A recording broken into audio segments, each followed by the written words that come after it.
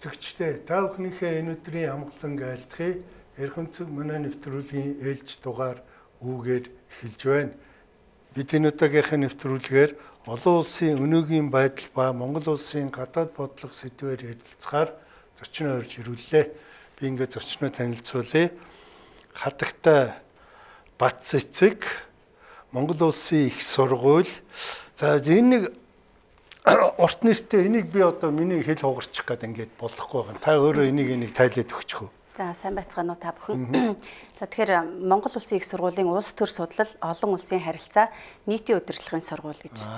Тий. За тийм сургуулийн олон улсын харилцааны тэнхимийн ахлах багш доктор ийм ирхэн байна. Тий. Одоо тэр энэ урт нэрийг би одоо өндөөж хөөжлөхгүйсэн шүү уучлаарай тий.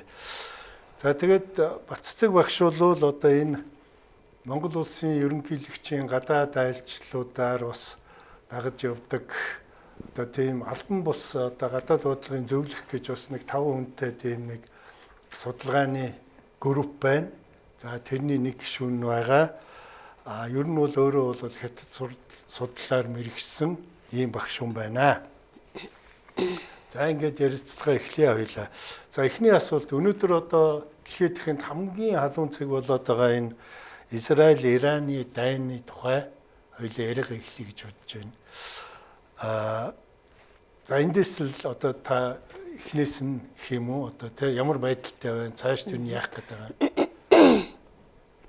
За тэгэхээр ер нь бол өнөөдөр олон улсын харилцааны нөхцөл байдал бол одоо маш их өөрчлөлт төвсөлтөнд одоо байгааг бол ер нь дэлхийн нийт анхааралтай ажиглаж байгаа. Тэгэхээр ер нь олон улсын харилцааны нөхцөл байдал чиг хандлагыг бол тодорхойлоход бол маш олон хүчин зүйлсээр бол тодорхойлж болно л да. Тэгэхээр маш олон хүчин зүйлсээр тодорхойлж болно гэдгийг утга нь бол ер нь олон улсын харилцаа бол ерөөсөө дан ганц одоо улс үндэстэн өөрийн бодлого тодорхойлолтоор бол одоо үйл ажиллагаа хийх одоо явуулах одоо ямар ч боломжгүй болчихлоо энэ одоо цаг үед. Тийм учраас ер нь одоо тий олон улсын харилцааг бол маш олон одоо салбарын шинжлэх ухааны хөгжлийн одоо үндсэн элементэн дээр үйл ажиллагаагаа явуулдаг учраас за олон улсын харилцаа бол маш одоо тий олон салбарын нэгдэл дээр маш олон салбарын одоо уялдаа холбоон дээр бол үйл ажиллагаа явуулж байна. Тэгэхээр ер нь одоо өнөөгийн олон улсын харилцаа за таны асуусан тэр ойрхон дорнодын асуудал болон бусад одоо харилцаа хамаарлын шалтгааныг ярихын тулд бол мэдээж олон улсын харилцааны нөхцөл байдал за түүхтэй бол мэдээж холбогдож таарна. Тэгэхээр энийг бол би дараа нь ярьсан зүгээр болоо гэж бодож байна. За тэгэхээр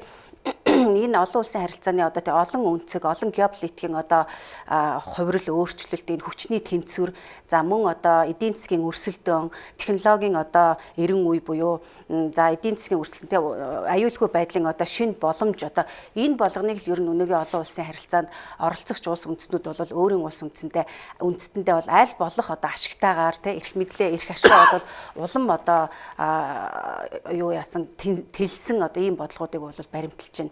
За тэгээ ойрхон дорнодын асуудлын хувьд бол мэдээж энэ цаг хугацааны хувьд ч тэр за оролцогч улс үндэстнүүдийн хувьд ч тэр за ойрхон дорнодын газар нутаг дээр одоо өөрийн улс үндэстний эрх ашиг сонирхлыг одоо илүү одоо явуулж байгаа улсуудын оролцооны хувьд ч тэр ер нь бол энэ сэдв өөрөө маш өргөн сэдв учраас ерөнхийдөө бол бас яг өнөөдрийн энэ дайны одоо учир шалтгаан хэдийгээс үүсэлтэй юм яагаад одоо өнөөдрийг болтол үргэлжлээд явам яагаад энэ зогсохгүй байгаад байна ерөнхийдөө ирээдүйн одоо чиг хандлага ер нь бас ямархуу нөхцөл байдалтай байна гэдгийг бол одоо дэлхийд даяараа бол харж ажиглаж те зарим тохиолдолд бол ер нь ихэнх улс үндэстнүүд энэ одоо ойрхон дорнодын асуудал дэлхийн ертөнцийн үйл амьдралд бид одоо ямар үйл ажиллагаа ямар алхам ямар улс төрийн одоо тактик хэрэглэх вэ гэдэг одоо энэ арга ажиллагаагаа бол бүгд дор бүрний хийж байгаа гэж бодож байна. Монгол улсын хувьд ч ялгаагүй. За тэгэхээр ойрхон дорнод бол өөрөө газар нутгийн хувьд за бүс нутгийн хувьд бол маш онцлогтой өөрийн гэсэн хэв шинжтэй за ард түмэн ард түмний соёл сэтгэлгээ мөн чанар за өөрийн одоо үнд зүйл болсон шашин гэдэг ингээд маш олон зууны одоо үг түүхтэй ийм улс үндэстэн ер нь ойрхон дорнод за тэр дотроо бол энэ Израиль болоод Ираны асуудал бол өнөөдөр маш хурцаар тавигдж байна л да. Энэ бол дэлхийн эдийн засаг буюу олон улсын харилцаа аюулгүй байдал бүс нутгийн асуудал гэдэг маш олон асуудалд бол одоо нөлөөлж байна те эрэг бараг сөрөг талаараа бол их одоо нөлөөлөл байгаа учраас одоо дэлхийн олон улсууд бол маш одоо сэрэмжилж байна гэдэг юм уу те одоо бодлого зохицуулалтаа бол тодорхойлж байна л да. Тэгэхээр 2023 онд өнөөдрийн дайны яг үндсэн шалтгаан бол ерөнхийдөө 2023 оны 10 сарын 7-нд за Ираны одоо хамааралтай үндсэн үйл ажиллагаагаа явуулдаг Палестины Хамас гэдэг нэг одоо зэвсэгт бүлэглэл. За тэр бүлэглэл бол Израиль руу одоо гинтийн дайралт хийсэн. За тэгээд гинтийн дайралт хийж одоо мэдээж Хамас юу Израилийн одоо газар нутаг те одоо дотоод одоо бүрэн бүтэн байдал буюу дотоод хэрэгт хөндлөнгөөс одоо оролцсон ийм одоо нэгдсэн үндэсний байгууллагын хууль дүрм зөрчсөн ийм үйл ажиллагаа болсон байгаа.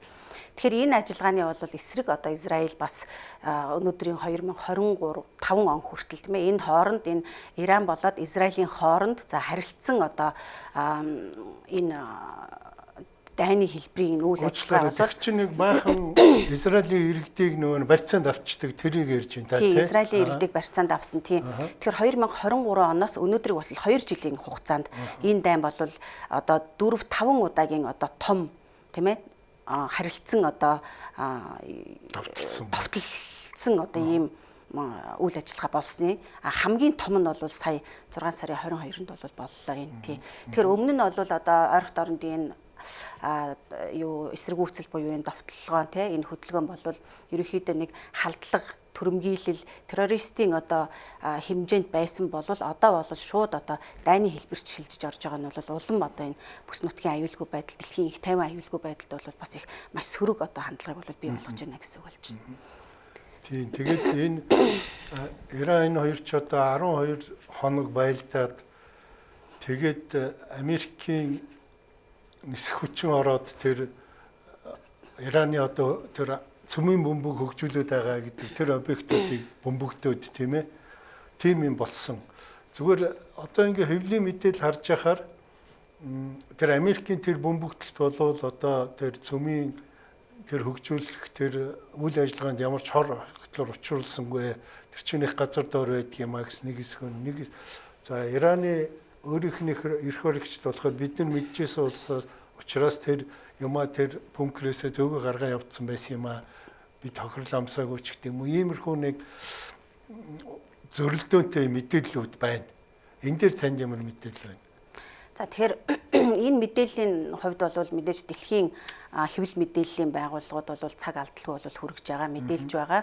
За Монгол улс ч ялгаагүй ерөнхийдөө бол энэ мэдээллээс бол хоцрохгүй явж байгаа.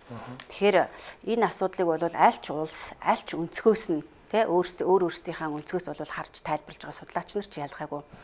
Тэгэхээр энэ бол одоо яагаад энэ асуудал өнөөдрийг болтол ингэж даймжирч байгаа юм бэ гэхээр би түрүүн хэлсэнчлэн бас нэг учир шалтгааныг ерөнхийдөө тайлбарлахад бол бас ойлгомжтой болоо гэж бодож байна л да. Тэгэхээр ер нь энэ Израиль Ираны асуудал бол тэ одоо 23 оноос ахуулаад өнөөдрийг болтол ингэж хүчтэй харилцан одоо довтолцлоо. Тэгэхээр Иран гэж ер нь ямар улс байдгийг, Израиль гэж ер нь ямар улс байдгийг, ямар учир шалтгаанаар одоо ийм нөхцөл байдалд хүрвэ гэж тэ. Тэгэхээр ер нь Иран бол өөрөө одоо ойролт орондын газар нутаг дээр за Персийн булангийн хойд эрэг дагуу байдаг. За тэгээ Персийн булангийн бол салшгүй нэг хэсэг байгаа. Тэгэхээр газар нутгийн хувьд ч тэр за хүн одоо ард те нөгөө өөрийн шашин шүтлэг үүх түүх соёлын хувьд бол ариун баялагын түүхтэй улс л да.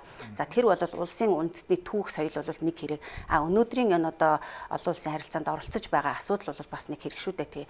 Тэгэхээр Иран бол 1979 онд бол улс төрийн одоо маш том өөрчлөлт хувьсэлт бол явагдсан байгаа. Иранд 1979 онд тэр 79 оноос өмнө бол Шейх одоо хаан засаглалтай улс байсан юм байна 79 оноос өмнө бол тэгэхээр 79 онд бол за одоогийн тэр үеийн энэ Аятолла Хамей гээд за тэр шейхын одоо хаан засаглалыг одоо унгаан өөрөө бол одоо тэ ард нийтийн саналаар бол Иран улсын одоо ерөнхийлөгч төрийн дээд удирдагч болсон. За тэгээ яагаад тэр одоо шейх буюу тэр шейхийг одоо Мохаммед Резиг одоо унгаасан юм бэ гэж. Тэгэхээр тухайн үеийн одоо 1979 оноос өмнөх Ираны одоо нийгэм байгууллын бүтэц бол одоо ерөнхийдөө бол эмх замбраагүй. За тэгээ газрын тосны бол асар их баялагтай учраас эдийн засгийн хувьд одоо эдийн засгийн тэгш бус тэгш бус одоо хүртээмжтэй буюу одоо ядуурл ажилгүйдэл бол маш их газар авчихсан. За нийгмийн одоо ялгаа бол ихтэй. За дээрэс нь бол тухайн үеийн 79 оны энэ шейх одоо Мохаммед гэдэг хүн бол өөрөө барууны үзэл сурталаар одоо соёлцсон учраас ерөнхийдөө тэр 79 оноос өмнөх одоо Иран улсыг бол бас барууны одоо соёл сурталаар бас ерөнхийдөө нийгмийн бүтэц зохион байгуулалтыг нь хөтлөн авч явах гэх За энэ болгон бол ерөнхийдөө бол одоо энэ өнөөгийн одоо Ираны ард түмэнд бол таалагдаагүй. Тухайн үеийн бол энэ Аятолла Хамейд бол тийм ээ Аятолла Хамейгийн одоо засгийн газрын энэ лалын одоо ертөнцид бол ерөнхийдөө нэг ёсондоо таалагдаагүй учраас за Иран бол ерөөсөө өөрөө лалын ертөнцтэй лалын шашинтай тийм ээ одоо үндсэн одоо хэв маяг соёл одоо шашин одоо нийт ард түмний соёл сэтгэлгээний мөн чанар бол ерөөсөө л өөрийн гэсэн одоо тусгаар лалын юм ертөнцөөр явна гэсэн үзэл сурталын дагуу бол энэ шейх одоо Мухаммедыг унгааж тийм ээ нийт ард түмний саналаар бол одоо Аятолла Хамей бол сонгогдоод тухайн үед 1979 онд за Ираны одоо улсыг бол одоо байгуулсан байгаа 1979 онд тий Исламын бүгд найрамдах улс гэж одоо албан ёсоор одоо байгуулагдсан. За тэгээд түүнээс хойш бол энэ юу Иран бол тийм ээ яагаад энэ цөмийн одоо хөтөлбөрийг хэрэгжүүлэх болсон юм бэ гэж. Тэгэхээр тэнд бас нэг учир шалтгаан байна. Яагаад одоо цөмийн цөмийн хөтөлбөрийг одоо хэрэгжүүлэх болсон гэхээр 1980-аас 1988 оны хооронд за Иран Иракийн дайн гэж болсон байгаа тийм Иракийн дайн. За тэгэхээр тэр дайнд бол баг Ирак бол баг ерөнхийдөө бол одоо ялсан одоо үндэслэлтэй тийм ээ ялсан. За тэгэхээр тэр нөхцөл байдал бол Америкийн нэгдсэн улс бол мэдээж одоо тухайн цаг үед бас л энэ одоо Ираны тий ойролт орнын асуудалд бол оролцож одоо Иракийн одоо тэр одоо тий яллагдлыг бол 14 хоногийн дотор бол одоо барьсан. За тэгээд Саддам Хусейн гэдэг одоо удирдагчийг бол яг амьдээр нь баривчлаад тухайн үеийн лалын одоо ертөнц буюу лалын одоо хуулиар нь бол шийтгсэн ийм одоо үйл явдал болсон шүү дээ. Тэгэхээр ингээд Иран бол ерөнхийдөө бол өөрийнхөө одоо нөхцөл байдал за энэ тий улс үндэстний тусгаар тогтнол за энэ шашны асуудлаа бол одоо бүрэн өөрийн харьяанд авч үлдэхийн тулд бол энэ Ираны цөмийн хөтөлбөрийг бол хийсэн хэрэгжүүлсэн байгаа юм. Тэгэхээр энэ цөмийн хөтөлбөр гэдэг бол мэдээж дэлхийн хүн төрөлхтөнд бүс нутагтай дэлхийн одоо их тайван аюулгүй байдалд бол маш их одоо хор хохирол учруулах учраас тухайн үеийн за 2015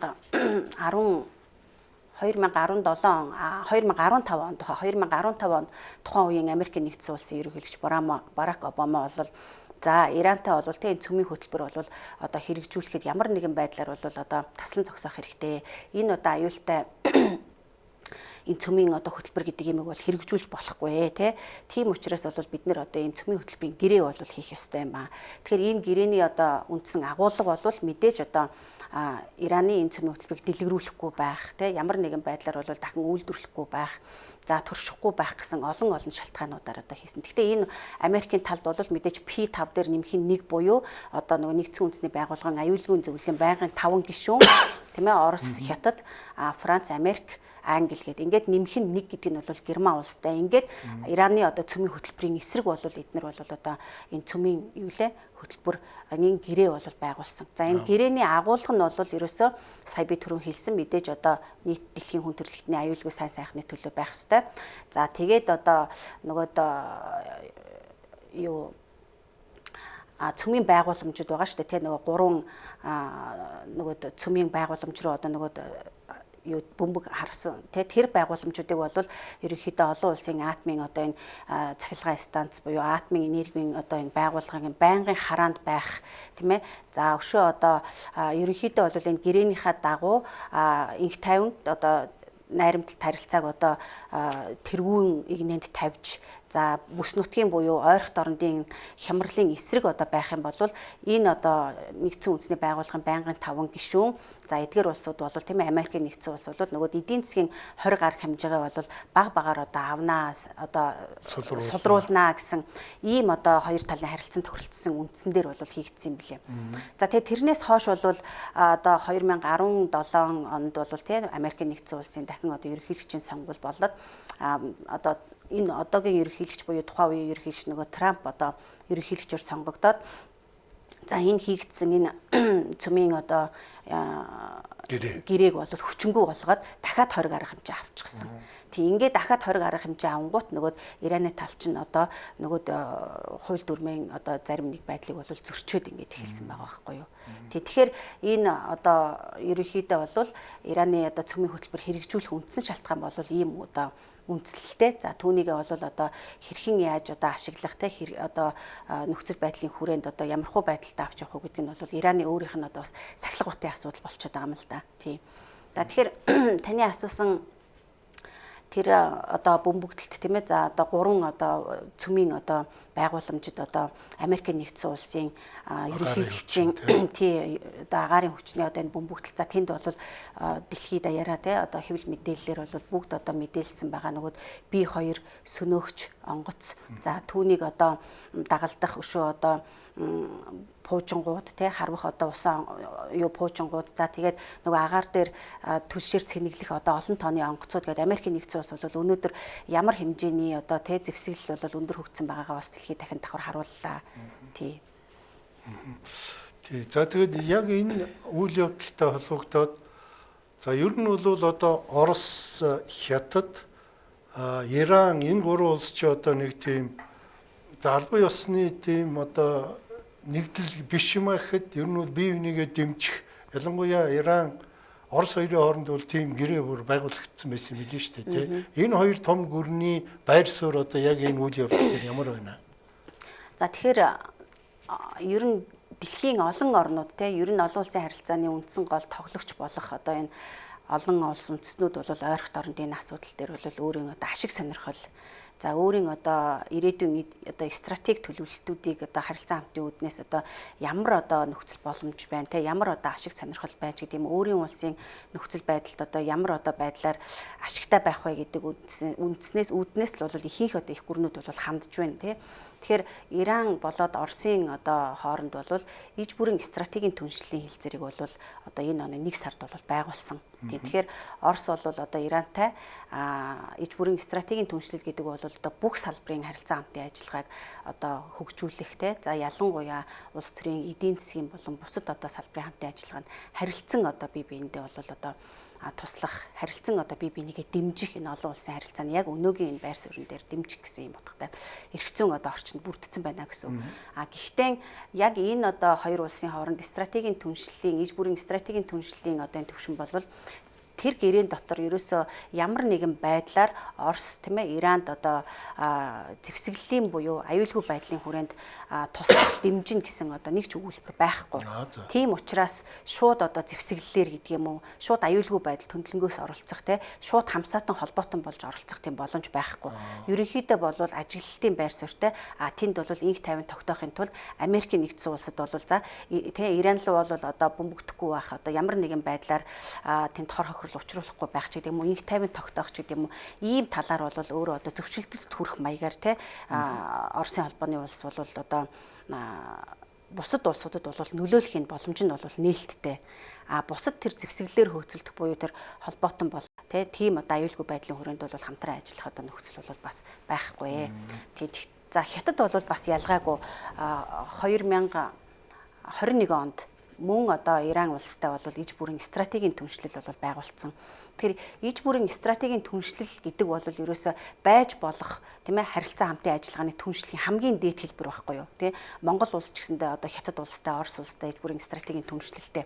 Тэгэхээр энэ одоо түншлүүд бол байж болох хамгийн дээд түншлэл одоо түншлийн хэлбэртэй ирж байгаа юм чинь бүх салбарт эрх зүйн орчинд бүрдээд ингээд явж байгаа. Ялгаагүй Хятад улс ч гэсэндээ Иранд одоо ямар нэгэн байдлаар зэвсэг нийлүүлэх те одоо аюулгүй байдлын хүрээнд хамтран ажиллана гэсэн ийм одоо үг өгүүлбэр бас тэр одоо гэрээ хэлцэлд бол байхгүй учраас ерөнхийдөө төвийг сагсан байр суурьтай гэхдээ аман хэлбэрээр бусад улсуудад те инх тайван байна тогтвортой байдлыг те бүс нутагт бол хадгалах ёстой шүү гэдэг байдлаар нөлөөлнө л гэсэн утгатай тийм гэхдээ Хятад улс бол бас өөрөө дэлхийд их гүрний хувьд бол өөрийн одоо эдийн засгийн те улс төрийн нөхцөл байдлаараа бол бас нөлөөллийн бодлоготой явж байгаа за бас Ирантай бол бас ерөнхийдөө нөгөө хүчний тэнцвэрийг тэнцвэржүүлэх Америкийн нэгдсэн улсын одоо гадаад доод бодлогын үндсэн одоо чадамжийг тогтворжуулах, сааруулах гэдэг юм уу.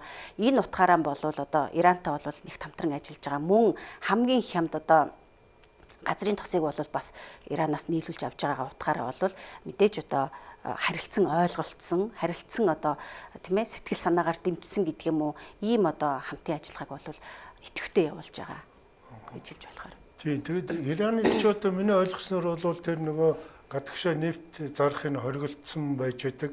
Тэгсэн чинь хятад улс бол худалдаж аваад байд юм уу тэндээс Иранаас? Тийм, ер нь бол одоо яг Хятадын Ирантай одоо тэр ижбэрийн стратегийн түншлэлийн харилцаа хамтын ажиллагааны хамгийн гол одоо үндсэн үйл ажиллагаа бол тэр хямд газрын тос нийлүүлэх. Тэр нь тэгээд нөгөө Ормузын хоолоогоор бол нийлүүлэх, цаашлаад Америкийн одоо нэгдсэн улсын үндсэн одоо нөгөө хүчирхэгтэй байдлыг бол тогтворчуулах, сааруулах одоо ийм бодлогын хүрээнд л бол Ирантай бол нэг хамтран ажиллаж байгаа. Тий. Тэгээ өчигдөр өглөө бид нар чинь сэрээд харсан чинь Трамп ерөнхийлөгч за ингээд өнөөдөр одоо ингээд 6 цагаас эхлээд Израиль Иран хоёр гал зогсоохоо, бүрэн зогсоохоо мэдээллээ ингээ инх тайван тогтох нэ 12 хоногийн дай ингээ зогслоо гэсэн жиргээ хийсэн байсан. Тэрийг би хараад би лав бөө баяр болоод сошиал дээр хүртэр одоо ингээл түгээгээл ингээл явж байсан. Тэгсэн чи тэрний дараахан тун хөдөлгөөн нөгөө хоёрч би рүүгээ пуужа хараад ингээд ихэлсэн. Гэхдээ миний ойлгосноор бол яг тэр нөгөө нэг хилцэл болсон тэр 12 цаг болохоос өмнө аль аль нь харавцсан юм шиг л тийм үйл явдал болсон байлээ те. Би зөв ойлгож байна нэг те. Тийм. За ер нь бас л дэлхийн хэвлэл мэдээллийн одоо өгсөн мэдээлэлэр бол те одоо бүх улс үндэстнүүд судлаачид бас өөр өөрийн байр сууринаас бас хандж байгаа хэл та. Тэгэхээр Америкийн нэгдсэн улсын ерөнхийлөгч Трамп бол яг энэ мэдээллийг бол хийсэн. Гэхдээ энэ мэдээлэл хийхээс өмнө бол бас хоёр улсын төрийн тэргүүнээр өөр өөрийн одоо байр суурийг бас илэрхийлсээр байсан те. За Трампын одоо ерөнхийлөгчийн дараач гэсэндээ ерөнхийдөө бол илэрхийлсэн. Гэхдээ илэрхийлэх одоо ерөнхий нөхцөл байдал стратегийн одоо үндсэн үйл ажиллагаагаа хаагдмал байдалд оруулсан аль аль улс нь те одоо хит одоо дэлгэмэл одоо ийм байдлаар бол одоо хандахгүй. Ерөнхийдөө бол энэ ирээдүйн одоо стратегийн одоо ямар одоо хариу арга хэмжээ авахыгаа бол бид нар бодлого тодорхойлтын хүрээнд бол бас тодорхой хэмжээнд нууцлалтаа явуулах нь зүйтэй гэдэг. За тэгэхээр энэ одоо таны хэлсэн одоо сая Трампын одоо мэдээлэлд бол баг дэлхийд даяараа баярлсан. Тэгээ гал зогслоо. За ойрхот оронд бүс нутагт дэлхийн инх тавин аюулгүй байдалд бол бас их нөлөөлөлт их амар жимэр байдал бий болох нь ингээд одоо гал зогсвол одоо хаанаа бол те өндөр ач холбогдолтой юмаа гэж одоо. Тэгтээ юм бол энэ бол бас л нөгөө тухайн улс үндэстний өөрийнх нь чадамжийн асуудал, нөөцийн асуудал, нэр төрийн асуудал, за хоошид одоо оршин тогтнох одоо байдал те бүх л одоо хэв шинжийн асуудал байгаа учраас Ираны одоо гадаад хэргийн сайд Ираны ерөнхийлөгч бол мэдгдсэн шүү дээ. Бид нар бол одоо бүрэн эрхэт тусгаар тогтнодсон улс учраас ямар нэгэн байдлаар бол бид хариу арга хэмжээ бол авнаа. Энэ бол одоо дипломат бодлого те ямар нэгэн байдлаар бол энэ улаан шугамыг бол одоо зөрчлөө. Тэгэхээр бид нар бол хариу арга хэмжээгээ авнаа гэдэг байр суурьтай байсан. А тэрний дараа бол одоо ерөнхийлөгч Трамп бол мэдээлэл хийсэн. За тэрний дараа бол яг одоо хоёр талд манайх бол галыг бол зогсоолоо гэдэг мэдээллийг бол Ираны тал хараахан хийгээгүй байгаа. Тий. Тэгэхээр энэ бол дэлхийд дахиндаа бас одоо сэрэмж бас нөгөө талаар те эрэг одоо хүлээлт бол бас байгаа аль аль талд бол энэ галыг бол зогсоох болов уу гэж бол бодож байна. Тий. Гэхдээ тэр Трамп ерөнхийлөгчийн хэлсэн тэр 24 цаг болвол одоо яг урд шөнийн одоо тэдний цагаар урд шөнийн 24 цагаас л уг нь эхэлж байгаа юм билээ. Тэгээ яг тэрнээс хойш одоо би нэг бөмбөгцсөн үгүй юу сайн мэдэхгүй байна. Одоо Улаанбаатарын цагаар 10 хагас болж гин гэдэг чинь тэр гал зогсоох гэрээ яг хүчин төгөлдөр болоод нэг 4 цаг л болчихл байгаа юм байна шүү дээ. Тэгэхээр энэс хойш одоо би рүүгээ нөгөөдөл чи юм харавсан юм уу? Тийм мэдээл одоохон даалга байна. Бөө харваасаа энэ даа ингэ зогсоосоо гэсэн. Гэтэ эн чинь бас нэг аль аль талд нь бас тодорхой хугацаа өгсөн юм билээ. Тийм. Нэг талд нь бол 12 цагийн зайтай тий одоо бөмбөг харбахгүй байх. За нөгөө талд нь за ахаад 12 цаг ингээ 24 цаг боллоо. Тэгэхэд бол одоо нөгөө 24 цаг маань бол баг болчихсон. Дахин одоо ийм үйл ажиллагаа бол явагдаагүй байгаа нь бас нэг талдаа бол онцгой те эрэг өдөр зүрэг бас харагдаж байна л гэсэн үг болж байна. Тэгэл одоо бүх дэлхий л одоо найдал энэ цаг хугацааг ингээл хараад энэ дайн дуусаасаа гээл ингээл хүлээж байна тийм ээ. За тэгээд энийг зүгээр энэ бол цэвэр одоо цэргийн гэх юм уу да одоо тийм чанартай асуулт юм зүгээр танд мэдээлэл хуваалцаарай. Энэ Иран биш. Израиль чинь одоо ингээ өөрийгөө энэ агаараас эсэргүүцэн хамгаалах мундаг тийм одоо хамгаалтын системтэй Iron Dome гэдэг те тийм нэртэй бид нар бол ямар ч хууж орж ирэхгүй энэ гэсэн тийм сурталтай байсныг Иран болвол нэлээд энийг одоо бодлуулж бас их олон хот суурин юмын бас сонирх шиг боллоо тийм ээ. Энэ дээр танд мэдээлэл байна уу юм? Тэр систем нь одоо бас л тийм төгс юм биш л болж таарсан байхаа. За тэгэхээр ер нь одоо дэлхийн бүхэл улсуудын өнөөдрийн олон улсын харилцаанд оролцох одоо нэг чадамж те нөөцийн одоо асуудал бол бас байж тараа штэ. Ялангуяа одоо их гүрний хувьд ч гэдэг юм Америкийн нэгдсэн улс, Хятад, Орос гэдэг ойрхон орнын улсууд бол за тэгтээ бол энэ зэвсэглэл буюу зэвсэглэлээр хөөцөлдөх асуудал бол бас Израилийн, Ираны те одоо яг өнөөгийн одоо аюулгүй байдал оршин тогтнолын одоо хамгийн чухал нэг хэсэг одоо учраас ерөнхийдөө бол Израиль, Иран те бусад улсууд бол энэ зэвсэглэлийн асуудал, айрмын асуудал, энэ хүчирхэгжлийн асуудал дээр бол маш их анхаарал хандуулдаг. Тэгэхээр энэ болгон чинь бол эдийн засгийн үндсэн одоо хүчин чадал дээр л одоо тулгуурлаж байгаа шүү дээ. Тэ аль одоо улсын эдийн засаг өнөөдөр хүчтэй байна. Тэр улсын айран бол өнөөдөр хүчрхэг байна. Чадамжтай байж таарна. За айран одоо өнөөдөр хүчтэй чадамжтай байх юм бол тэнд одоо өөрийн улсын нөлөөлөл, оршин тогтнох байдал те бусад улсуудын харилцаа хамаарлын ажил за тэгээд бүс нутагт буюу дэлхийд өөрийн одоо үндсэн үйл ажиллагаагаа явуулах тэр одоо эрх зүйн орчин тэр одоо юу одоо өөрийн одоо те нөгөө одоо эрх зүй эрх үүргийн хүрээ бол улам л одоо тэлнэ гэсэн үг болж байна. Тэгэхээр энэ зэвсгийн асуудал бол мэдээж за Израиль бол эртнээс за 1948 онд нэгдсэн үндэсний байгууллагын аюулгүй зөвлөлийн шийдвэрээр бол одоо Палестины газар нутгтэр бол тусгаар тогтнолоо олсон. За тэр цагаас хойш те одоо яг одоо ойр зууранд байгаа энэ хөрш орнууд бол бүгдээрээ бол мэдээж Израилийн ерөнхийдөө бол тэр шашин хоорондын мөргөлдөөн, Израилийн одоо тэр газар нутгийн асуудал, Израилийн тэр одоо бодлогын хүрээнд бол одоо байнгын одоо мөргөлдөөнтэй явж ирсэн. Тэр дунд Израиль бол өөрийгөө одоо чадварчуулах те ерөнхий одоо потенциал, ерөнхий нөөц чадамжаа чадварчуулахын тулд бол энэ зэвсгийн асуудлыг бол маш одоо анхааралтайгаар те маш одоо бодлоготойгоор бол одоо тий бодлоготойгоор мөн одоо нөгөө түрүүний хэлсэнчлэн эдийн засгийн одоо үндсэн одоо их сурвалжаа бол ерөөсөө зэвсэг рүү одоо явуулж байна, оруулж байна тий. Тэгээ Америкч тэрэн дээр нэг тусалдаг байсан юм биш үү? Үзүүлж байгаа тий. Тийм байна. За тэгэд яг хөө зүгээр Америкийн тал бол нэг л юм хэлээд ах шиг байгаа юм. Бид нэр энэ одоо Ирак биш Израилийг дэмжиж ингэж оролцохдоо зөвхөн энэ цөмийн энэ байгууламжуудыг нь устгах нь тэрнээс бол засаглалыг бол солих биднэрт бол тийм зориг байхгүй шүү гэж хэлсэн байлаа. Гэхдээ тэр нь бол үнэн юм шиг байгаа юм. Хэрвээ одоо Америк хүссэн бол засаглалын солихыг хүссэн бол ерөөсөө тэгэл бөмбөгдөөл дуусгаад тэр байсан байх. Тэгэхээр бол ингээд тэр 3 объектыг бөмбөгдөөд ингээд дайн дууслаа гэхийг бодоход тэр Америкийн одоо хилээд байгаа зорилго нь үнэн байжээ гэсэн тэр хувь хүний над тийм бодол төрсөн шүү. Танд юу гэж бодогдож байна? За ерөнхийдөө бол бас тийм юм уу да. Түрүүний хэлсэнчлэн нөгөөд цөмийн одоо хөтөлбөр хэрэгжүүлсэн тэр одоо Барак Обамагийн үеийн тэр гэрээ бол одоо Трампын үед одоо дахин тийм ээ 20 арга хэмжээнд орсон. За тэгээд ерөнхийдөө яг энэ 3 одоо тэр цөмийн байгууламж дээр одоо агаараас товтлогоо хийж одоо бүрэн одоо ахиж одоо сэргэж ажиллах одоо чадамжгүй болтол нь одоо устгасан гэсэн ийм мэдээллийг бол Трамп ерөнхийлөгч бол өгсөн. Тэгэхээр яг одоо ер нь улс төрийн хүрээнд ч тэр ойрхон орнын Ираны одоо засгийн газрын үйл ажиллагаанд ч тэр хөндлөнгөөс одоо болвол те бодлого зохицуулалтын хүрээнд тэр одоо нийгмийн бүтэц, улс төрийн бүтэц ерөнхий системд нь бол одоо хөндлөнгөөс оролцохгүй. Ганцхан энэ одоо цөмийн байгууламж те цөмийн зэвсгийг одоо үл дэлгэрүүлэх энэ гэрээний хүрээнд бол одоо инх тайван аюулгүй байдлыг тогтооход одоо бидний үүрэг оролцоо бол маш чухал юм а гэдгийг бол хэлсэн. За тэр хүрээндээ ч баг ажилласан болов уу гэж бодож байна.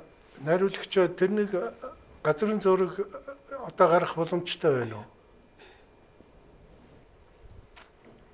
Тийм энэ зураг байгаа юм.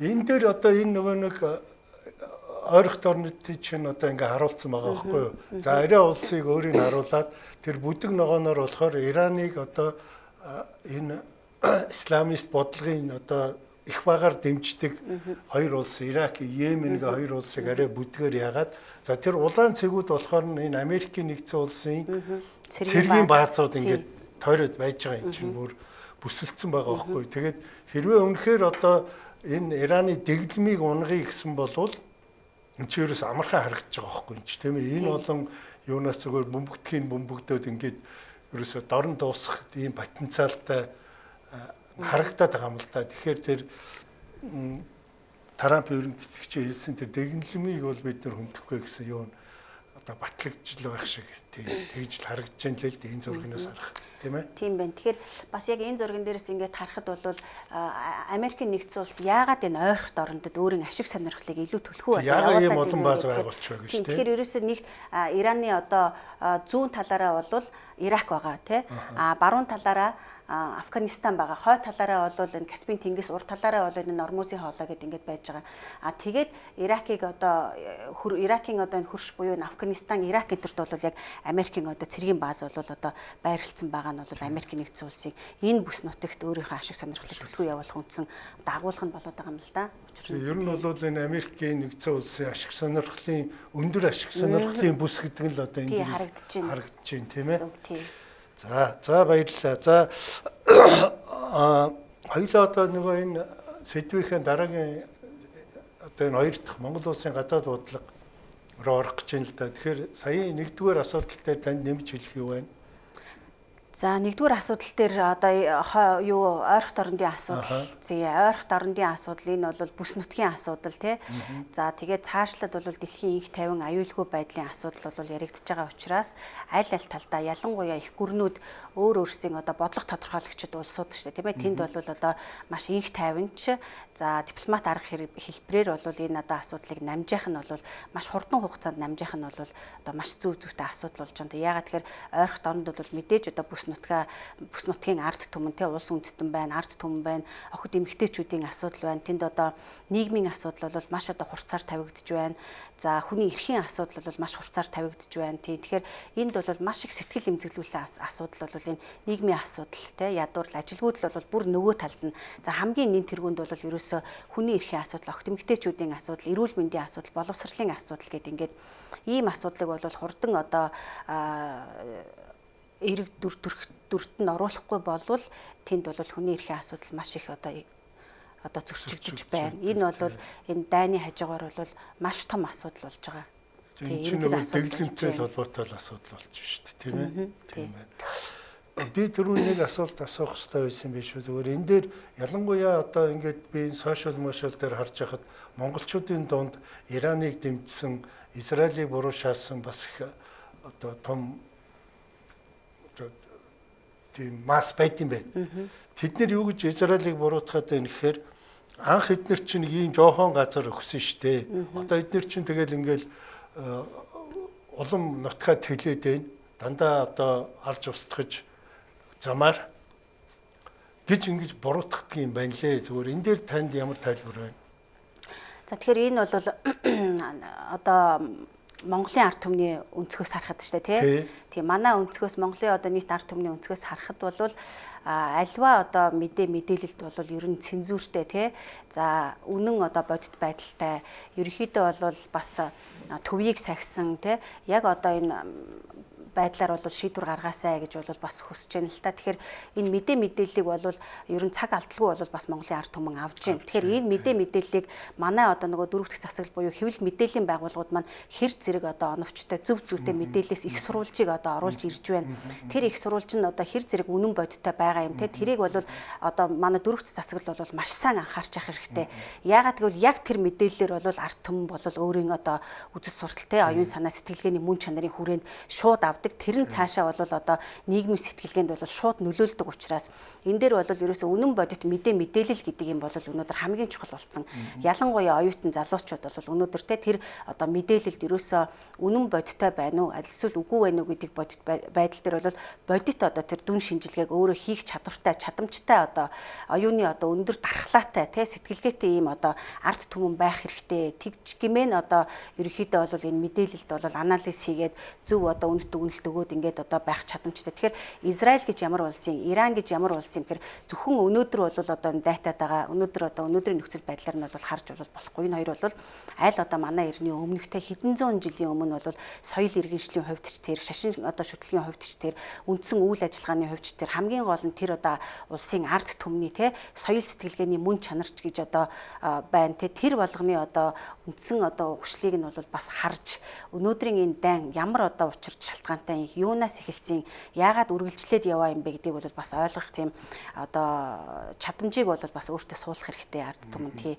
Тэгэхээр мэдээж одоо тусгаар тогтнолцсон улс бол өөрийн одоо бүрэн эрхтэй дархан байдал, газар нутаг, хил хязгаар, ард түмэн, засгийн газар гэдэг энэ одоо бүтэц юмыг бол хамгийн нэгт бол одоо тавьдаг штэ альч улс Монгол улс ч ялгаагүй өөрийн одоо тусгаар тогтнол бүрэн эрх газар нутаг те бүгдийг бол одоо нэгт тавьдаг хамгийн одоо өндөр дээд хэмжээнд бол одоо хүндэтгэж байдаг ийм одоо нөхцөл байдал руу одоо гадны халдлага төрөмгийлэл дайран орж ирэхэд энэ улсын буцаагаад авах арга хэмжээ ямар тэр бол бас ойлгомжтой штэ.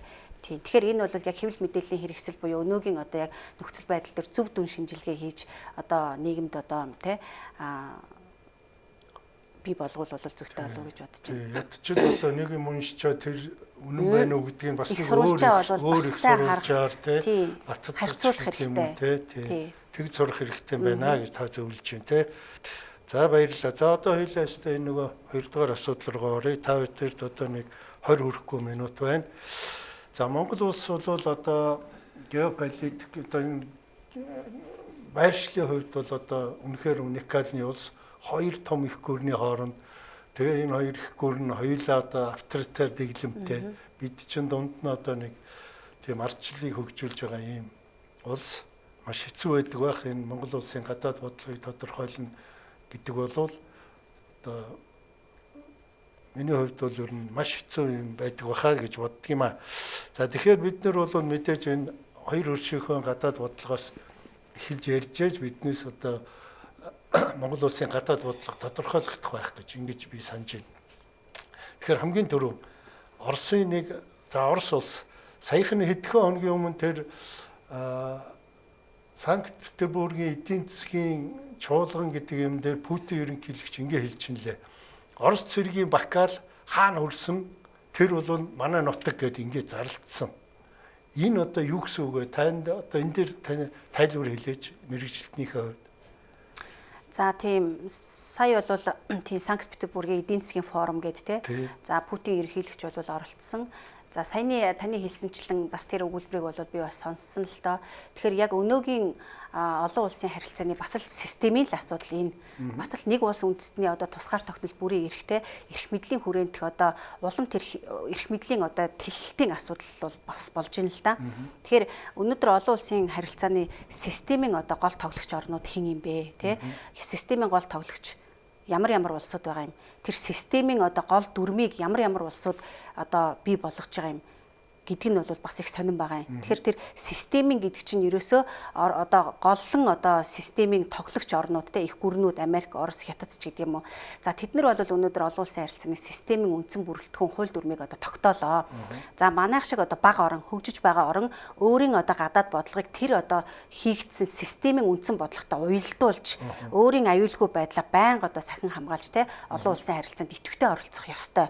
Тэгэхээр яг одоо өнөөдөр бүс нутгийн асуудлын хувьд ч тэр Орос Украины дайн тий өнөөдөр бараг 4 дахь жилдээ орлоо. За энд ойрхот орондын асуудал байна.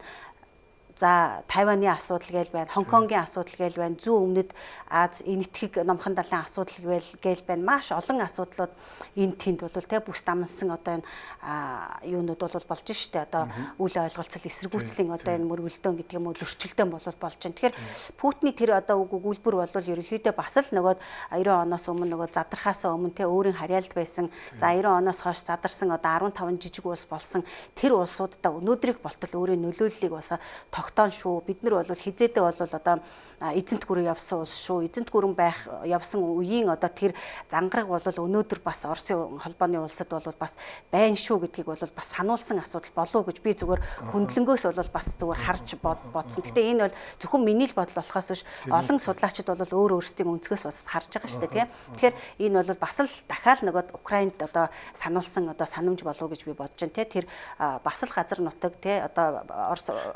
нөлөөлөл бол тэнд байгаа шүү гэдгийг л бас илэрхийлсэн баг.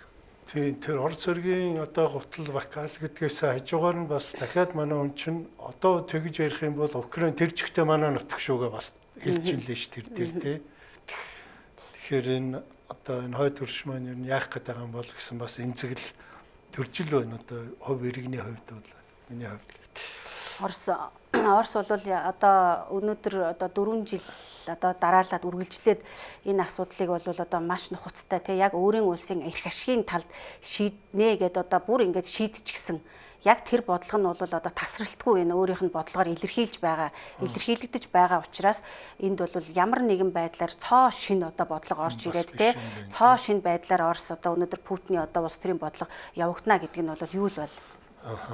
Тийм байна. Тэр төсмөө өөрөө тэр Путин гэлэгч нэг бас нэг хэлсэн шүү дээ. Энэ Оросын хувьд энэ одоо зөвлөлт толгойд улсыг задалдаг бол геополитикийн асар том алдаа байсан юм а бидний хувьд гэж бас хэлсэн дээр хэлжсэн. Тэгэхээр энэ бодлогын л үргэлжлэл ингээд яваад байна тийм ээ. За Хятад улс руу орё хоёлаа. Энэ бол таны судалтайг бас сайн мэдэх сэдв. За Хятад Тайвань хоёрын харилцаа өнөөдөр яг ямар байна? За Хятад Тайвань хоёрын харилцаа бол өнөөдөр бас л нөгөө түүхэнд ямар байсан одоо тэр одоо шатандаа бол бас үргэлжилж байгаа. Тэгэхээр Тайвань бол бас өөрийн гэсэн өнгө төрхтэй тий өөрийн гэсэн одоо бодлоготой, өөрийн гэсэн зарчимтай за ийм одоо яг үндсэн ардчилсан одоо ийм дэглэмтэй үйл ажиллагаагаа бол явуулж байгаа. За тэгээд Хятад улс бол 1949 онд бол тусгаар тогтнолоо олсон. Өнөөдөр бол одоо 70 гаруй жил бол Хятад улс өөрийн одоо тасралтгүй тийм ээ нүр их хөдөлмөрийн одоо үр дүнд бол одоо дэлхийд улс төрийн хувьд ч тэр эдийн засгийн хувьд ч тэр ерөнхийдөө бол ийм нөлөөллийн бүсээ бол аль хэдийн тогтоочлаа. Тэгэхээр Хятад бол ер нь өөрөө ямар одоо үр дүнд хүрэх гээд байгаа юм бэ гэдгийг маш сайн тодорхойлж чаддаг болсон байхгүй юу? Бид нар бол тодорхой хугацаанд тийм ийм хугацаанд бол бид нар ийм үр дүнд хүрнэ гэдгийг бол тодорхойлно. Гэхдээ тэр одоо үр дүнд хүрэхдээ бид нар ямар бодлогын арга хэрэгсэл хэрэглэх гээд байгаа юм бэ гэдгийгээ ч бас мөн тодорхойлж чаддаг. Тэгэхээр ямар бодлогын арга хэрэгсэл хэрэглэх гээд байна гэхээр Хятад бол маш олон төслүүд хэрэгжүүлж байгаа.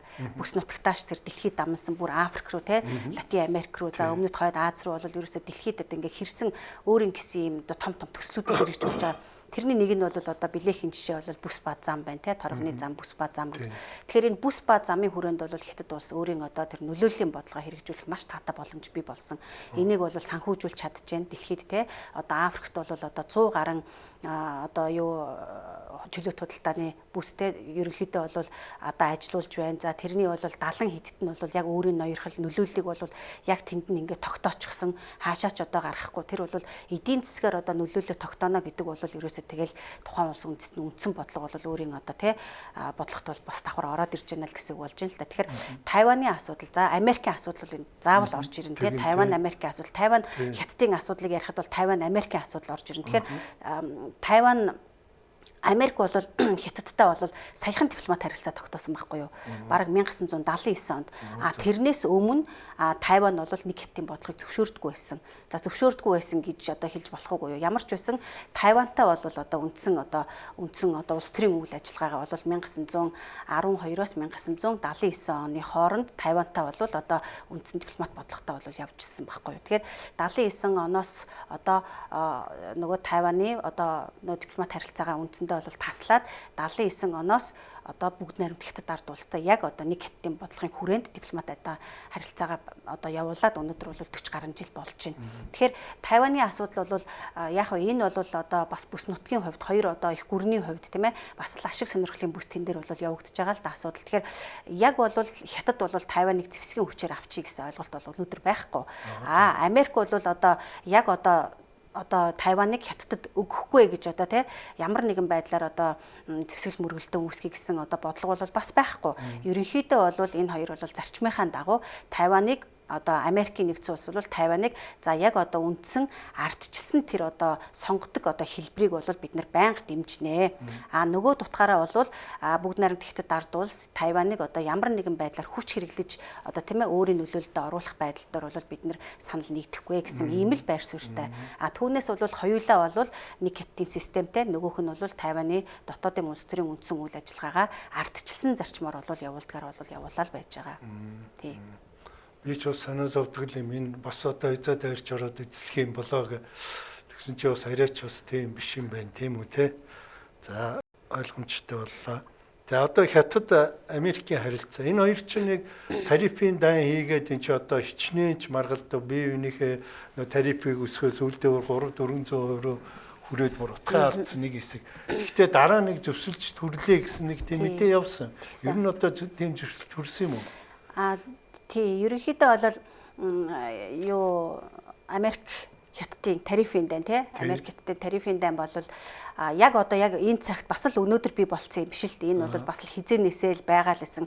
Ягаад тэгэхээр энэ хоёр их гүрэнчин бол ерөөсөө бүр дэлхийн 1-2 дугаар дайнаас хойш те нэг туйлт систем байлаа, улс үндэстэн хоёр туйлт систем боллоо. Олон туйлт систем гэд эргээд манай олон улсын харилцааны үндсэн чиг хандлага чинь олон туйлт тогтолцооны төлөвшил рүүгээ бас явж байгаа байхгүй юу? Тийм. Тэгэхээр энэ дунд чинь ганцхан нэг улсын ноёллын те ноёллын бодлого бол үгүй байхгүй гэсэн хятадын ш тэр Америкийн ш тэр. Тэгэхээр энэ хоёрын гол өрсөлдөх үндсэн мөн чанар юу гэхээр нөгөө эдийн засаг те худалдааны тариф, за улс төрийн манлайлал, за өөрийн эрх ашигын хүрээгээ тэлэх гэдэг юм уу.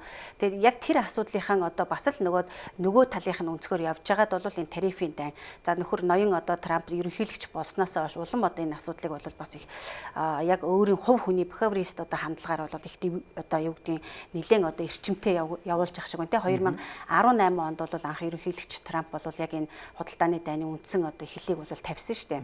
За тэрнээс хойш бол бас ерөнхийлөгч Байден гарч ирсээр бол тодорхой хэмжээнд намжаад эргээд бол нэлээд хурц хэлбэр рүү шилжлээ. Тэгэхээр энэ хоёр бас дэлхийн их гүрэн, дэлхийн хоёр том үйлдвэрлэгч те, хоёр том экспортлагч, импортлагч маш олон жижиг улсыг баг өөрийн нуруунд дээр үүрч явдаг дэлхийн үндэсний нийт бүтээгдэхүүнийг тодорхой хувийн бүрдүүлдэг эдгээр улсууд энэ худалдааны дайн буюу энэ үйл ойлголцолд хүрнэ гэдэг чинь олон улсын нөхцөл байдлыг бол ингээ хүлээгдэлд оруулчихж байгаа. Тэг олон улсыг ингээд үйл ойлголцолд бас бий болгож байгаа. Ингээд тодорхойгүй ямар нэгэн цаг хугацааны барьергүйгээр ингээд хүлээлттэй болчихж байгаа байхгүй юу те. Энэ бол зүгээр л гадны бараа таваарн дээр өндөр татвар ноогдуулахгүй ер нь бол энэ зүгээр л маргаан худалдааны маргааныг бол Америкийн нэгдсэн улс уг нь өөрийн талдаа ашигтай хэрэгжүүлсэн болвол эн чинь болов ер нь бол конструктивизм үзэл хандлагаараа бол дотоодын үйлдвэрлэлийг дэмжих, ажилгүйдлийг багасгах те ерөнхийдөө бол амжиргааг сайжруулах ийм л утгатай юм байна. Тэгэхээр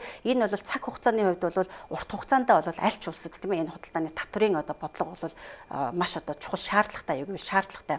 Харин яг энэ байдал шиг те шууд ийм арга хэмжээг маш хүчтэй гинтийн цаг хугацааны орон зайн хувьд ийм шийдвэр гаргаж яваад байвал аль улстай бол мэдээж ашиггүй.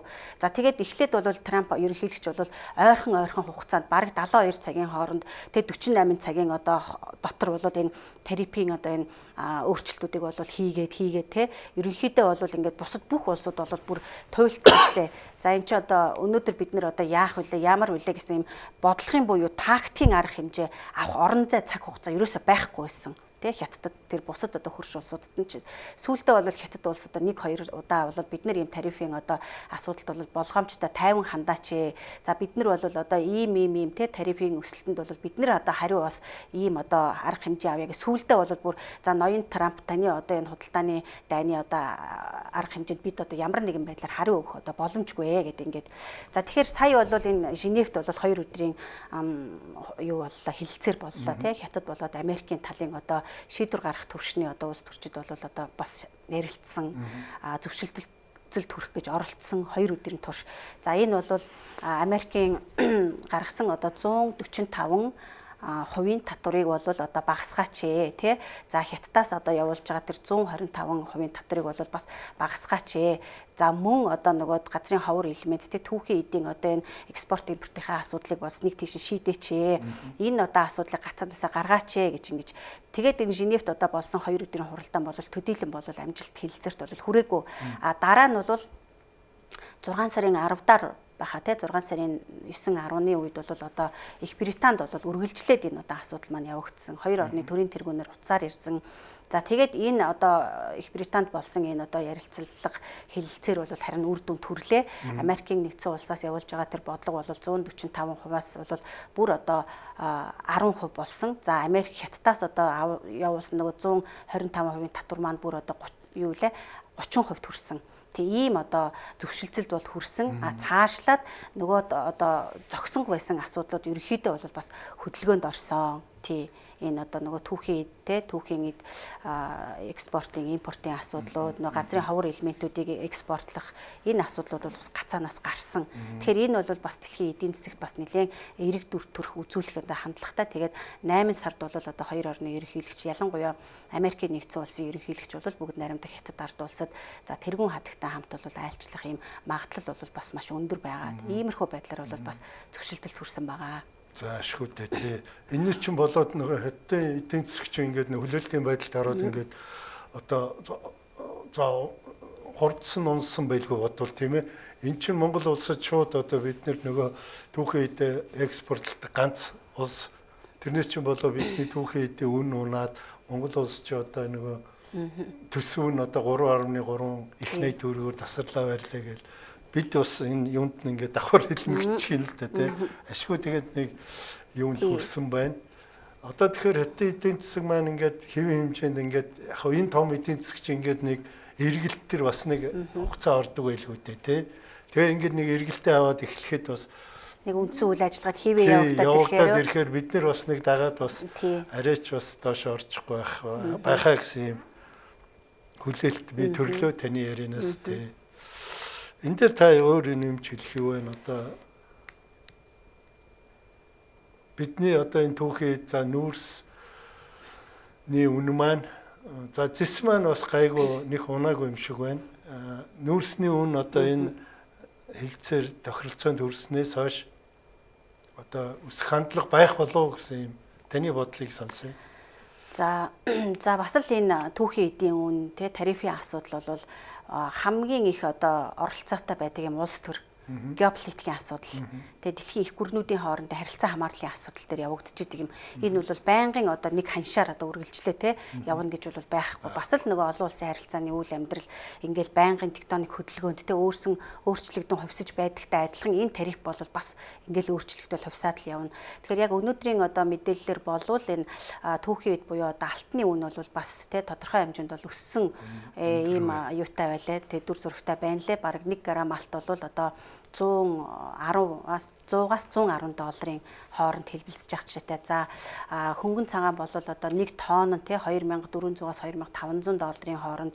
За газрын тос бол одоо яг нөгөө ойрхот орондын өнөөгийн одоо энэ хурцтай байдлаас шалтгаалаад 1 баррел нь бол одоо 70-аас 75 долларын одоо хооронд хэлбэлцэж явах жишээтэй.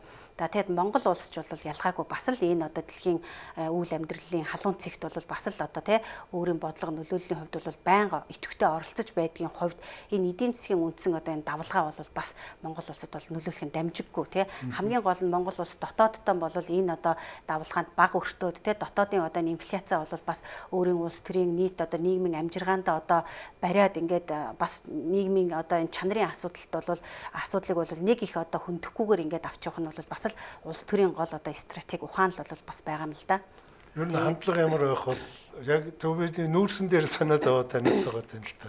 Гэхдээ яг нүүрсний асуудал бас л нөгөө яг одоо бол Трампын бодлого те Си Жинпиний бодлого сая энэ Лондонд бол нэг тийшээ одоо бас шийдэгдсэн учраас за энд бол бас их өндөр одоо гацалт те одоо бас их сөрөг одоо хандлага бол ажиглагдахгүй гэж олон улсын бас судлаачид бол бас өөрсдийнхээ байр суурийг бол бас илэрхийлж байна лээ. Тэгэхээр нүүрсний асуудал бол бас Монгол улс те гаргадгаараа одоо яг нөгөө эдийн засгийнхаа хүрээнд бол нөгөө хамтын ажиллагаа маань бол бас хэвээ явагдах. Ялангуяа сая бол 2013 онд Монгол улсын ерөнхийлөгч бүгд наримт Хятад ард улсад төрийн айлчлал хийсэн. Энэ хүрээндээ бол хоёр улсын харилцаа хамтын ажиллагаа нөгөө ээж бүрийн стратегийн түншлэлийн хүрээнд бол одоо агуулгын 23 онд тийм Монгол улсын ерөнхийлөгч Хятад улсад айлчилсан. За тэнд бол бас стратегийн бас нэлээд хідэн харилцааны те хилэлцээрт бол одоо гарын үсэг зурсан. За сая бол одоо Монгол улсыг одоо өмнөх ерөнхий сайд тийм ээ оюун эрдэнэ ерөнхий сайдын үед бол бас нэлээд одоо энэ 14 мега төслийн зарим одоо юм гацаанд байсан гэдэг юм уу. Одоо олон жил одоо хөдөлгөөнгүй байсан том төслүүд төмөр замын одоо энэ дэд бүтцийн асуудлууд те ганц мод гашуун сухатын энэ төмөр замын асуудал гэл ингээл эднэр чинь ингээд одоо хөдөлгөөнд ороод хоёр талын хамтын ажиллагаа нөгөө гэрээнийхээ хүрээнд одоо үйл ажиллагаагаа идэвхтэй явуулаад ирэх юм бол нөгөө нүүрс болон бусад түүхийн эдийн одоо эдийн засгийн хөшүүрэг бол бас л одоо Монгол улсад их одоо эрэг дүр төрх одоо те хувь ашгаа өгнө гэсэн юм бүр зураг бол бас байгаа юм. За баярлалаа. Таны одоо энэ саяхан хэлсэн тэр дүр зураг амьдрал дээр хэрэгжээсэй л гэж ингэж хүсье. Ингээд манай нэвтрүүлгийн цаг өндөрлсөн байна. Бидний урилгыг хүлээж авч манай студиудээр ирж сонирхолтой ярилцлага хийж өгсөн танд баярлалаа. Таны цаашдын судалгааны ажилд болоод одоо Монголынхаа ирээдүй болсон оюутан сурагчдаа сургууль хүмүүжүүлэх ажилд нь өндөр амжилтыг хүсье. За баярлалаа. Танд бас ажлын амжилт хүсье. Баярлалаа. Үзэгчдээ манай өнөөдрийн нэвтрүүлэг үгээр өндөрлж байна. Дараагийн дугаараар уулзтраа түр баяртай.